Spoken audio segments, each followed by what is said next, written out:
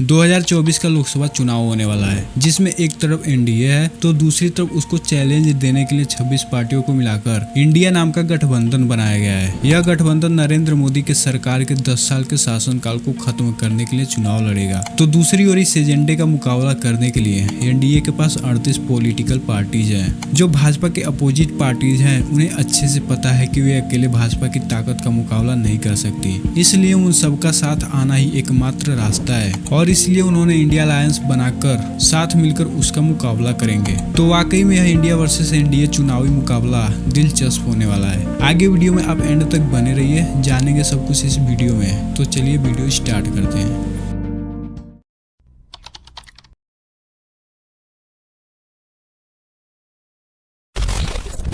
India alliance के total combined vote share देखा जाए तो 38% है, जो बीजेपी के लीड वाली 38 दलों के गठबंधन से 7% कम है। इससे तो यही पता चलता है कि अपोजिशन इंडिया का ड्रिल और कंबाइंड पुश 2024 के मेगा चुनाव को एक करीबी मुकाबला बना देगी। और जो डेटा निकल कर आते हैं उससे यही लगता है कि इस बार यह आसान काम नहीं होने वाला है। पिछले 3 लोकसभा चुनाव में इंडिया और एनडीए परफॉर्मेंस को देखा जाए तो 2019 के पिछले लोकसभा चुनाव में रूलिंग एनडीए को 45% वोट मिला और 341 सीटें जीती।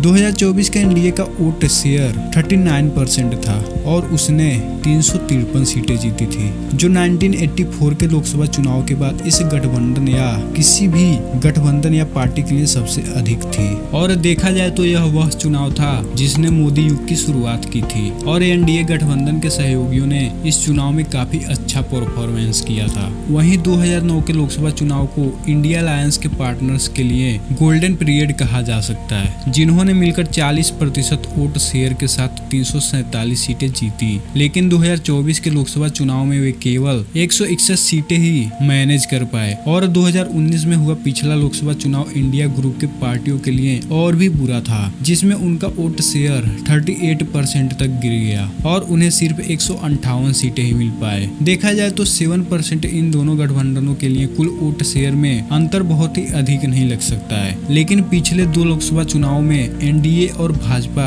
या मोदी फैक्टर्स के डोमिनेंस का संकेत देता है। एनडीए पार्टनर्स में लीडिंग पार्टी बीजेपी के पास 37% अकेले ही वोट है, जो इंडिया अलायंस के टोटल वोट शेयर के लगभग बराबर है। 1991 से बीजेपी और कांग्रेस को देखा जाए तो भाजपा को कांग्रेस के पतन के रूप में समझा जा सकता है। 1991 के लोकसभा चुनाव को छोड़कर कांग्रेस ने पिछले 3 दशकों में कभी भी 30% वोट शेयर का आंकड़ा नहीं छुआ। 1991 के लोकसभा चुनाव में कांग्रेस को 36% वोट मिले, तो दूसरी ओर 1991 के लोकसभा चुनाव में बीजेपी को 20% वोट मिले। वहीं 2019 में बीजेपी को 37% वोट मिले, जबकि कांग्रेस को 20% वोट मिले।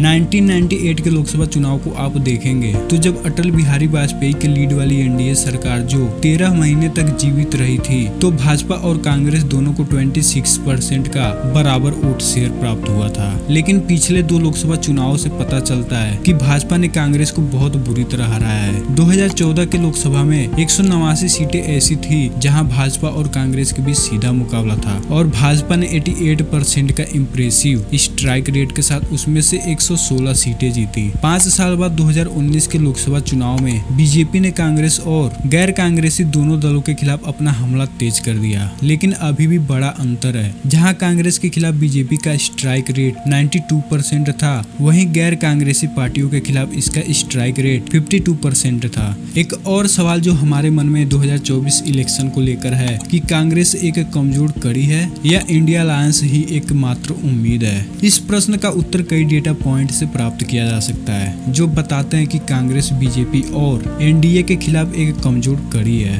जिन राज्यों में कांग्रेस का बीजेपी से सीधा मुकाबला है, वहां कांग्रेस को अहम वोट हासिल करना जरूरी है। लगभग 200 सीटें ऐसी हैं जहां दोनों एक दूसरे से सीधे लड़ रहे हैं। बिहार, झारखंड, दिल्ली, तमिलनाडु और पश्चिम बंगाल जैसे राज्यों में जहां कांग्रेस एक छोटी खिलाड़ी है, वहां पार्टी के वोटों में कोई भी बढ़त इंडिया अलायंस को बूस्ट करेगा। यहाँ ध्यान देने वाली बात यह है कि आंकड़ों के अनुसार एनडीए ने एक मजबूत पोल पोजीशन ले ली है। फिर भी यदि इंडिया अलायंस एकजुट होकर लड़ता है तो लड़ाई केवल कुछ परसेंट के उतार चढ़ाव का ही रह जाएगा, जिससे इस बार का चुनाव काफी इंटरेस्टिंग बन जाएगा। न केवल अपने पार्टनर्स के बीच बेहतर कोऑर्डिनेशन की जरूरत है, बल्कि उसे एनडीए के खिलाफ एक ठोस कहानी भी बनानी होगी और वोटर्स के साथ अच्छी केमिस्ट्री भी स्टेबलाइज करनी होगी। आप क्या सोचते हैं इसको लेकर, इस पूरे वीडियो को लेकर कमेंट सेक्शन में अपनी राय जरूर देना। तो वीडियो में बस इतना ही, जल्द मिलते हैं अगले वीडियो में। धन्यवाद।